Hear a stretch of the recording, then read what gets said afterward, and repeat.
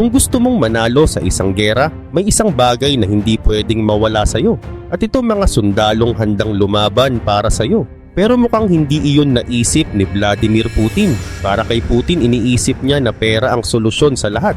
Akala niya, kapag malaki ang sahod, kakayanin ng mga sundalo ang hirap at panganib sa Ukraine at magpapatuloy silang lumaban. Pero ipinapakita ng nangyayari ngayon na mali siya. Kahit gaano kalaki ang bayad, hindi na kayang takpan ng pera ang takot, gutom at posibilidad ng kamatayan. Kaya marami sa mga sundalo ang ayaw na ring lumaban. Hindi na nadadala ang mga sundalo sa pera. Ayaw na nilang lumaban. Gusto na nilang tumigil. At ang mas masakit pa para kay Putin, hindi na niya kayang kumbinsihin ang sarili niyang hukbo na sulit ang mamatay para sa tinatawag niyang Special Military Operation. Dahil dito, isang bagay ang tahimik pero tuloy-tuloy na nangyayari sa loob ng Russian Army, ang mass surrender. Maraming sundalo ang tumatanggi ng lumaban at unti-unti nang nawawala ang kontrol ni Putin sa sarili niyang mga tauhan. Grabe na ang dinadanas ng Russia ngayon. Pero nagtanong ano ang dahilan ng mga sundalo niya. Bakit na sila nagsisisuko? Ayan ang ating aalamin. Pero bago tayo magsimula, huwag kalimutang i-like ang video na ito. Malaking bagay na ito para sa aming mga content creator. Maraming salamat at ngayon simulan na natin. Habang papasok na ang gera sa 2026, malinaw na ito ay malaking bentahe para sa Ukraine. Noong December 31, iniulat ng United 24 Media ang datos mula sa Ukraine's Coordination Headquarters for the Treatment of Prisoners of War. Hindi ito masyadong napansin noong pagtatapos ng 2025, pero napakahalaga ng ipinakita ng mga numero. Ayon sa datos, napakaraming sundalong Russian ang nabihag simula ng simulan ni Putin ang pagsalakay sa Ukraine. Mas kapansin-pansin pa, ang 2025 ang taon na may pinakamaraming sumuko. Gaano karami na ang nahuli ng Ukraine? Mahigit 10,000 na Russian soldiers at patuloy pang nadadagdagan sa loob ng halos 4 years. Sobrang laki ng bilang na ito, kaya natural lang na itanong, bakit nangyayari ito? Maraming dahilan. Ang Ukraine ay lumikha ng isang programa na nagbibigay daan sa mga sundalong Russian na kusang sumuko kahit nasaan pa sila sa frontline. Ang programang ito ay tinatawag na I Want to Live.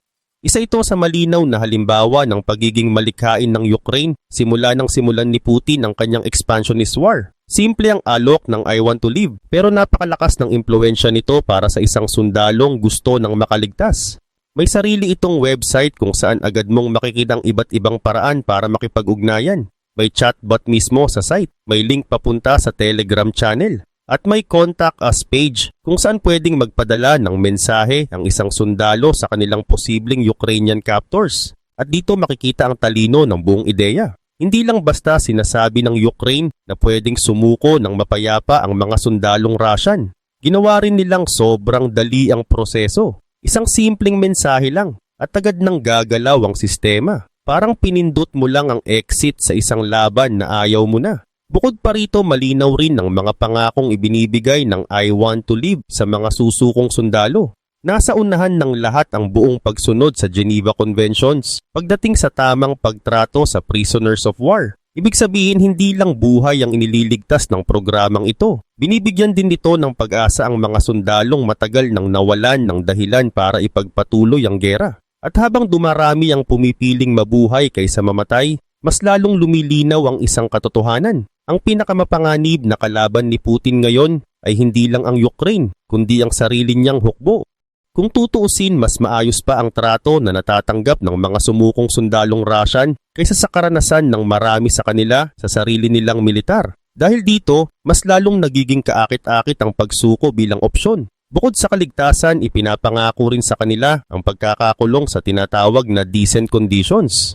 May 3 meals araw-araw, may medical care, at may kakayahan silang makipag-ugnayan sa kanilang pamilya.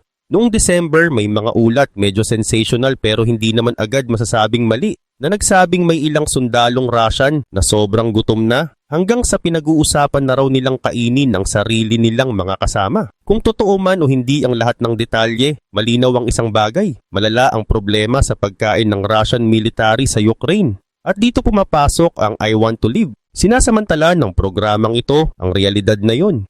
Hindi lang nito tinatanggap ang mga susukong sundalo. Binibigyan din sila ng mga opsyon para sa kinabukasan. May pagkakataon silang makabalik sa Russia sa pamamagitan ng prisoner exchange programs. At kung ayaw naman nilang bumalik, pwede rin silang humingi ng proteksyon sa Ukraine o kaya'y lumipat sa ibang European country kapag natapos na ang gera. Sa madaling salita, may mga Russian soldiers na hindi lang basta sumusuko, tuluyan na silang kumakawala sa hawak ni Putin. Sa katunayan, ang I Want to Live mismo ang naglabas ng datos na ibinahagi ng United 24 Media sa isang Telegram post. Ipinapakita nito ang palaki ng palaking trend ng pagsuko sa hanay ng mga sundalong lumalaban para kay Putin. Ayon sa pahayag sa Telegram, the number of Russians surrendering is increasing year after year.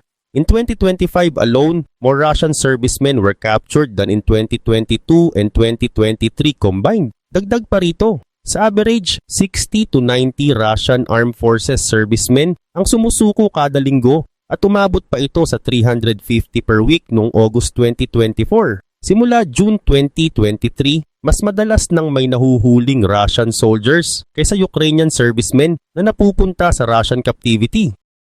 Kapansin-pansin ng mga numerong ito at hindi pa dyan nagtatapos ang kwento. May mas marami pang datos at ilan sa mga iyon ang nagpapatunay na ang mga dating bulong-bulungan tungkol sa kalagayan ng Russian military ay totoo pala. Unahin natin ang demographic data. Ayon sa United 24 Media, ang malaking bahagi ng mga nahuli, mga 83% ay mga rank-and-file soldiers. Kadalasan, sila ang infantry at iba pang mababang ranggo na sundalo, mga taong literal na isinusugod sa harap ng Ukrainian drones, umaasang baka makaligtas pa sila. Mga 13% lang ang non-commissioned officers at halos wala 3% lamang ang mga opisyal. Hindi rin lahat ng mga ito ay kusang sumuko. Ang malinaw na nakikita rito ay bihirang ilagay ng Russia ang kanilang mga opisyal sa sitwasyong pwedeng mahuli. Sa halip, hinahayaan nilang ang tinatawag, kahit masakit pakinggan pero hindi mali, na cannon fodder ang sumalo ng bala sa firing lines ng Ukraine. At mas lalo pang nagiging interesante ang datos. Hindi lahat ng nahuhuling sundalo ay galing mismo sa Russia. Humigit kumulang 7% ng mahigit 10,000 na nahuli o mga 700 katao ay mga foreign mercenaries mula sa 40 iba't ibang bansa. Ayon pa sa United 24 Media, between 2 and 3 bagong foreign fighters ang nadidiskubre bawat linggo. Sa kabuuan, makikita rin na ang contract soldiers ay bumubuo ng malaking bahagi ng mga nahuhuling tauhan. Isang malinaw na senyales na hindi na sapat ang pera para pilitin ang mga tao na ipaglaban ang isang gerang ayaw na nilang salihan. Batay sa datos, humigit kumulang 76% ng mga nahuhuling sundalo ay contract soldiers. Marami sa kanila ay galing mismo sa mga kulungan sa Russia o kaya'y mula sa private military companies. Samantala, ang mga mobilized individuals ay bumubuo ng 19% at ang mga conscripts na dati mismong ipinangako ni Putin na hindi raw ipapadala sa labanan ay nasa 5% ng mga nahuli. Mukhang malinaw ngayon na nagsinungaling si Putin. Sa totoo lang, parang ganito na lang ang pamantayan. Kung may paa ka at kaya mong humawak ng baril, pwede ka nang mamatay sa Ukraine. Sa mga interview ng Ukraine sa mga nahuling sundalo, lumabas din na gumagamit ang Russia ng panlilinlang at kung minsan ay pamimilit para makakuha ng mga bagong recruit. Marami sa mga sundalong ito ay may criminal background o kaya'y mga personal na sitwasyon na ginagawa silang madaling target ng matatamis na kontratang inaalok ng Kremlin. Halos 1/4 ng mahigit 10,000 na nahuling sundalo ang nagsabing napilitan sila o naloko para sumali sa Russian military. Malaking revelasyon ito. Ibig sabihin halos 1 out of 4 na Russian soldiers ay ayaw talagang naroon. Nandoon lang sila dahil pinilit o nilinlang tungkol sa kung saan sila dadalhin. Para sa isang leader na humihingi ng walang tanong na katapatan, tila si Putin mismo ang nagbibigay ng napakaraming dahilan para talikuran siya ng sarili niyang mga sundalo. Nagsisimula pa lang sa pagkuha sa kanila kahit ayaw naman talaga nilang lumaban. Mas pinapaboran din ni Putin ang mga may criminal history. Sa datos, 40% ng mga nahuling sundalo ay may mga record ng krimen mula sa theft, assault, drug-related offenses hanggang homicide. Bukod pa rito, humigit kumulang 38% ng mga nahuli ay walang trabaho bago pumasok sa militar. Mga 30% ang hindi nakatapos ng high school at 7% lamang ang may higher education degrees. Unti-unti nang nabubuo ang malinaw na larawan ng recruitment strategy ng Russia. Sa pamamagitan ng pamimilit at kasinungalingan, kinukuha ni Putin ang mga pinaka-vulnerable sa lipunang Russian. Nakatuon siya sa mga kulang sa edukasyon.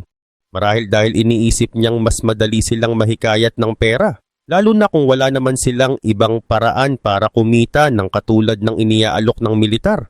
Pagdating naman sa mga kriminal, simple lang ang pagpipilian, manatili sa kulungan o pumunta sa Ukraine. At marami ang pumipili ng Ukraine. Isang bagay na maraming sinasabi tungkol sa kalagayan ng mga kulungan sa Russia. At hindi pa dyan nagtatapos. Mayroon ding mga may sakit. Ayon sa United 24 Media, sinabi ng mga Ukrainian officials na hundreds sa mga nahuling sundalo ay may chronic health conditions, kabilang ang HIV, AIDS, tuberculosis, diabetes at iba't ibang mental illnesses. Nabanggit natin kanina na ang mga numerong ito ay nagpapatunay sa mga dating tsismis at ulat tungkol sa Russian military. Halimbawa, noong September 2025, iniulat ng The Telegraph na ayon kay Dmytro Zhmylo ng Ukrainian Security and Cooperation Center, ginagamit ng Russia ang mga may sakit na sundalo para umatake sa lungsod ng Pokrovsk. Ang mga sundalong ito ay kadalasang may parehong mga sakit na binanggit sa datos ng I Want to Live.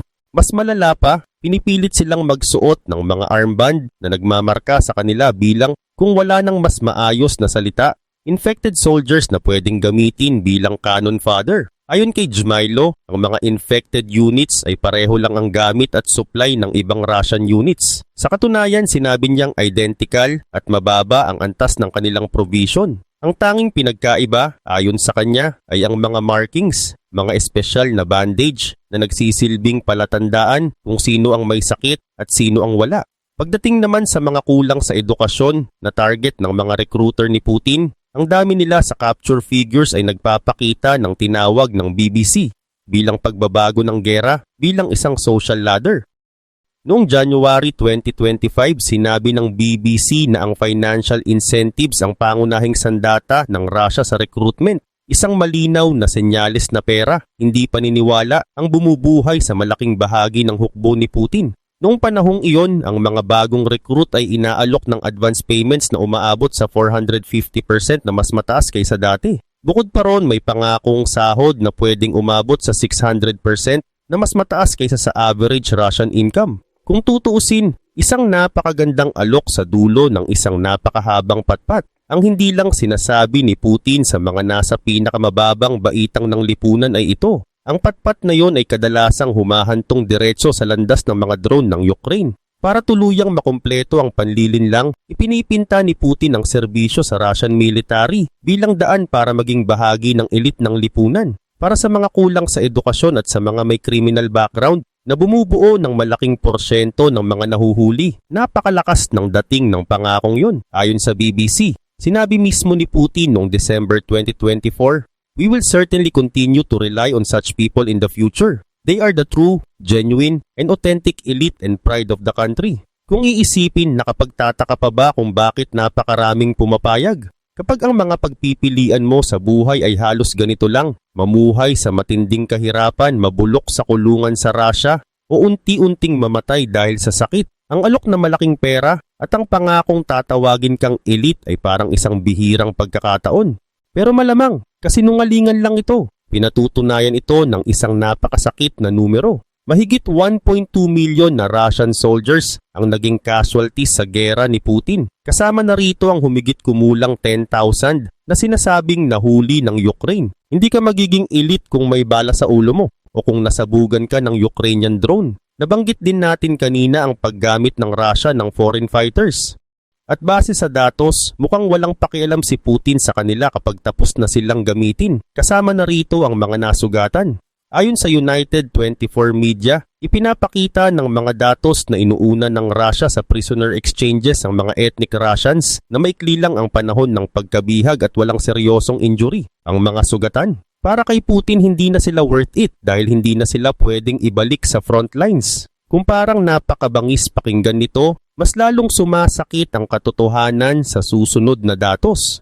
Ayon sa United 24 Media, iniulat ng mga Ukrainian officials na at least 237 prisoners of war o POWs na ibinalik sa Russia ay namatay o kaya'y nawala muli sa Ukraine matapos silang i-redeploy. Mas grabe pa, may 4 na sundalo na nahuli ulit sa ikalawang pagkakataon. Ipinapakita nito ang isang malinaw at paulit-ulit na pattern. Kinukuha lang ng Russia ang mga medyo healthy, ibinabalik sila sa gera at ipinapadala muli para mamatay. Sa puntong ito hindi na tanong kung bakit sumusuko ang mga sundalo. Ang tunay na tanong ay kung bakit may nananatili pa. Pagdating naman sa mga foreign fighters, halos wala na silang tsansang makabalik sa Russia kahit gusto pa nila. At dito makikita ng malinaw kung ano talaga ang tingin ni Putin sa mga sundalong galing sa labas ng Russia na sumasali sa kanyang gera. Ayon sa ulat ng Australia's ABC News, noong December, todo trabaho ang Russia para makaakit ng mga dayuhang mandirigma.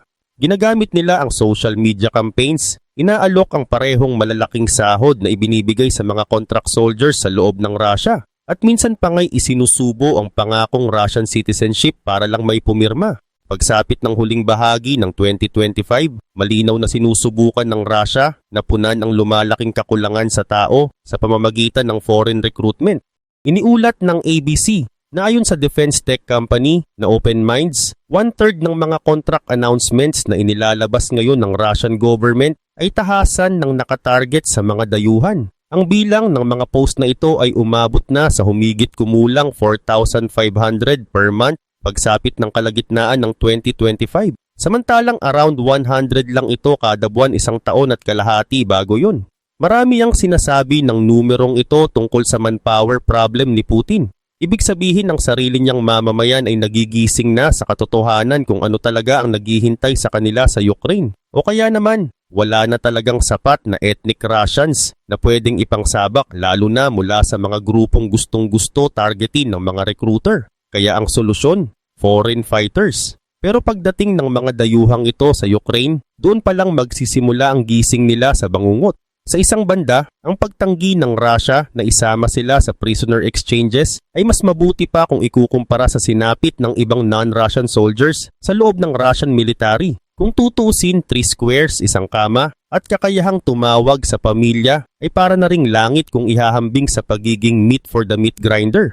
Ayon sa ulat ng The Telegraph noong January 12, umabot na sa puntong pinipilit na ng Russia ang ilang African people na sumali sa militar at pagkatapos ay ipinapadala sa mga kamikaze missions. Ayon kay Oleksandr Sherba, Ukraine's ambassador sa South Africa, ang pagtrato ng Russia sa mga South African contract soldiers ay malinaw na sumasalamin sa paghamak ni Putin sa lahat ng sundalong kinukuha niya mula sa kontinente. Ayon kay Sherba, there might be all kinds of charm offensives on the African continent, but once an African person comes to this war, they just become meat for the meat grinder. Dagdag pa niya, tinitingnan daw ng Russia ang Africa through imperial eyes. Sa madaling salita, para kay Putin, ang Africa ay isang resource lang na pwedeng abusuhin. At dahil dito, mas lalo pang nagiging handa ang Russia na magsinungaling para makakuha ng mas maraming contract soldiers mula sa kontinente. Ang mas masaklap, halos wala sa mga ipinangakong reward ang talagang napupunta sa mga sundalong ito. Dahil dito, ang pagkakahuli ng Ukraine ang nagiging pinakamainam nilang daan palabas. Ang ganitong imperialistic na pag-iisip ay hindi lang nasa matataas na opisyal ng Russia, nasa loob din mismo ng military. Ayon sa The Telegraph, may isang video na inilabas noong January 11 kung saan makikitang kumakanta ang isang grupo ng African soldiers sa sarili nilang wika sa loob ng isang snow-covered forest. Habang kinukunan ang video, maririnig ang isang Russian soldier na nagsabing, "Look how many disposables there are." Pagkatapos, idinagdag pa niya na iba na ang magiging kanta nila kapag na-deploy na sila sa front lines. Sa puntong ito malinaw na para sa sistema ni Putin, may mga sundalong disposable at kadalasan hindi sila Russian. Ang ganitong kalupitan ay hindi na pwedeng idahilan sa tinatawag na fog of war at malinaw na mula mismo sa itaas ito nanggagaling. Batay sa mga testimonya ng mga Russian soldiers na nahuli ng Ukraine, paulit-ulit na lumilitaw ang parehong mga pattern, pamimilit, panlilinlang at lantad na paghamak sa mismong mga taong ipinapadala ni Putin sa gera. Hindi ito paraan para pataasin ang moral. Pero ang mas masaklap na katotohanan, hindi naman moral ang hinahanap ni Putin. Ang gusto niya ay bulag na katapatan kapalit ng perang iniaalok ng Russia. Isang uri ng katapatan na umaabot sa puntong handa kang mamatay kapag inutusan ka. Mahigit 10,000 na Russian soldiers at patuloy pang nadaragdagan ang ayaw ng sumunod o kaya'y nahuli habang sinusubukang makaligtas. At kung pagbabatayan ng pahayag ng I want to live, na mas marami pang Russian soldiers ang nahuli ng Ukraine noong 2025 kaysa sa 2022 at 2023 na pinagsama, malinaw na marami pang susunod. Isa na naman itong malinaw na pattern. Mas dumarami ang Russian soldiers na napupunta sa custody ng Ukraine na nangangahulugang mas marami kaysa dati ang handang itaas ang puting bandila para takasan ang mga bangungot na ipinapataw sa kanila ni Putin. Kaya oo, nakita na natin ang mga numero. Alam na natin na napakabilis ng pagdami ng sumusuko. Pero ano nga ba ang ibig sabihin nito para sa Ukraine? Una sa lahat, bawat sundalong sumusuko ay katumbas ng isang bayarin na nawawala sa Russia. Isang taong pinapasahod ng malaki at inaasahang lulusob sa depensa ng Ukraine. Ayon sa Interfax, ang pinakamalalaking bilang ng Russian prisoners ay nahuli sa mga lugar tulad ng Pokrovsk at Bakhmut districts sa Donetsk region, pati na rin sa Kursk region at Polohi district ng Zaporizhia. Lahat ng mga lugar na ito ay mga lugar kung saan matitinding pagkatalo ang tinamo ng Russia laban sa Ukraine. At bawat sundalong sumusuko ay lalo pang nagpapahina sa mga opensiba ng Russia. May isa pang mahalagang punto rito, nasa Ukraine ang laban. Mukhang simpleng pahayag iyon pero mas lalo nitong binibigyang diin ang isang nakakagulat na katotohanan. Mas marami na ngayong Russian soldiers ang nahuhuli ng Ukraine kaysa Ukrainian soldiers na nahuhuli ng Russia. Hindi dapat ganoon ang nangyayari. Sa karaniwan, ang umaatake ang siyang mas maraming nahuhuli. Dahil sila ang sumusugod, kumukuha ng teritoryo at nag-e-encircle ng kalaban. Pero sa kaso ng Russia, sobrang sablay ng mga galaw nila. Paulit-ulit na nabibigo ang kanilang mga sundalo na ma-isolate ang defensive forces ng Ukraine. Sa halip madalas na sila mismo ang nahuhulog sa mga patibong na planado ng Ukraine o kaya'y gumagawa ng mahihinang footholds na sila rin ang kalaunang na-e-encircle na nauuwi sa pagkakahuli. At dito lalo pang nagkakaroon ng leverage ang Ukraine. Alam na alam nila ito. Kaya nga lumikha ng I Want to Live. Ayon pa nga sa Irregular Warfare Initiative, ang campaign na ito ay maituturing na isang anyo ng psychological warfare para sa modern era. Ayon sa kanilang pahayag, by replacing traditional PSYOP or psychological operations methods with mobile technology and social media, Ukraine can now reach enemy soldiers through the smartphones in their hands, aiming to stoke fear, spread confusion, and encourage surrender. Sa madaling salita, ginagamit ng Ukraine ang teknolohiya para itanim ang ideya ng pagsuko sa isipan ng mga Russian soldiers. Mga ideyang maaaring hindi pa nila naisip dati, lalo na ang katotohanang may option pala sila. At hindi lang basta option. Isang option kung saan mas maayos pa ang trato sa kanila kaysa sa nararanasan nila mula sa sarili nilang mga opisyal at commander. Sa puntong ito, malinaw na ang tanong ay hindi na kung gumagana ba ang I Want to Live. Ang tanong ay kung gaano pa karami ang susunod na pipiliing mabuhay kaysa mamatay para sa isang gerang hindi naman nila kailanman pinili. Pagdating sa leverage, malinaw ang benepisyo ng paghuli ng mas maraming Russian soldiers. Habang dumarami ang nahuhuli, mas marami ring Ukrainian troops ang pwedeng maibalik kapag may nagaganap na prisoner exchanges. Ganito mismo ang nangyari noong January 2024 nang maibalik ng Ukraine ang 230 sa sarili nitong mga sundalong bihag kapalit ng 248 prisoners of war na ibinalik sa Russia. Pero hindi lang palitan ng tao ang usapan dito. Impormasyon rin ang mahalagang puhunan. Bawat nahuli o sumukong Russian soldier ay may alam na bagay. Mula sa mga rank and file troops, pwedeng malaman ng Ukraine kung paano talaga o kung gaano kahina ang training methods ng Russia. Maaari rin nilang matuklasan kung may kakulangan sa supply sa mga sektor, kung saan nanggaling ang mga sundalo o kung gaano kalaki ang basic training classes. Mga detalyeng nagbibigay ng ideya kung ano ang aasahan sa mga susunod na opensiba ng Russia. Sa mga bihirang pagkakataon na isang opisyal ang nahuhuli bilang prisoner of war, mas lalong tumitindi ang halaga ng impormasyon. Sa ganitong mga kaso, pwedeng malaman ng Ukraine ang buong operasyon at agad itong ma-counter. Sa totoo lang, sapat na ang intelligence value para bigyang katwiran ang pag-iral ng mga programang tulad ng I Want to Live. At bonus na lang ang pinsalang dulot ng mga datos na ibinabahagi ng programang iyon at ng Ukraine's Coordination Headquarters for the Treatment of Prisoners of War sa imahe ng Russia bilang isang mahusay na fighting force. Hindi kayang tiisin ni Putin na napakarami ng kanyang sundalo ang sumusuko sa Ukraine. Mayroon na ngang malubhang manpower problems ang Russia at ang pinakamalala rito ay ito. Mas marami nang napapatay ang Ukraine na Russian soldiers kaysa sa napapalitan ng Russia sa pamamagitan ng recruitment. May malaking bagay na nasira sa loob ng Russia. At ang problemang iyon ay unti-unting nagpapahina sa hawak ni Putin sa sarili niyang militar.